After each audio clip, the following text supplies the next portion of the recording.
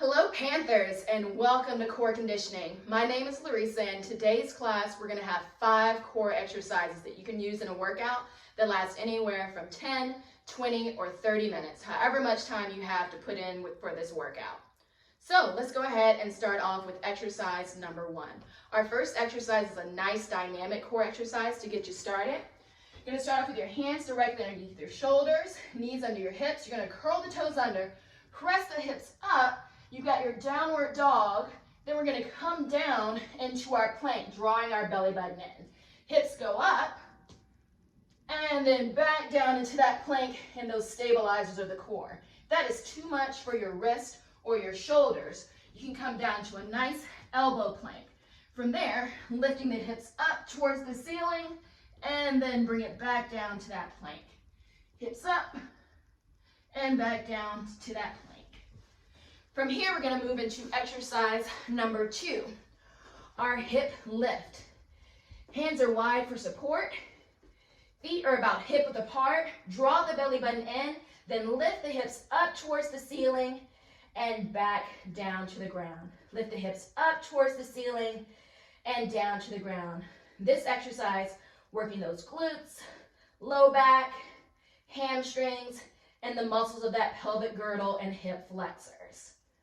If you want to make this exercise more intense, you can take a single leg, heel up towards the ceiling, heel in line with your hip, and drive that hip up and through the ceiling and back down. I recommend spending about half your time per leg if you decide to go for that option. From here, we're going to move into our stabilizers of the abdomen, low back, and shoulder. From here, elbow directly underneath the shoulder, knees in line with hip, hip in line with that elbow. Then we're going to lift those hips, trying to create as much space between your hip and that mat. If this feels good, stay here. If you want another option, you can extend one leg. An additional option, you can extend both legs, keeping that hip as lifted as possible. Shoulder on top of shoulder, chest open, lifting that hip and stabilizing. We'll do the same thing on the other side for exercise number 4. Flipping over to the other side for that side plank. Knees in line with hip, hip in line with elbow, and lift. It's okay if you're not quite in alignment, just adjust. Find whichever variation is the most intense for you. Then we're going to finish it out with our 5th exercise, our crunch. Crunch working the rectus abdominis. We're going to draw that belly button into the back of your mat. Hands placed behind the head or the ears.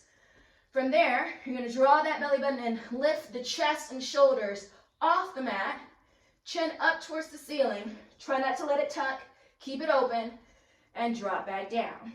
If that is too much pressure on the low back, extend one leg, and that should take some of the pressure off that back.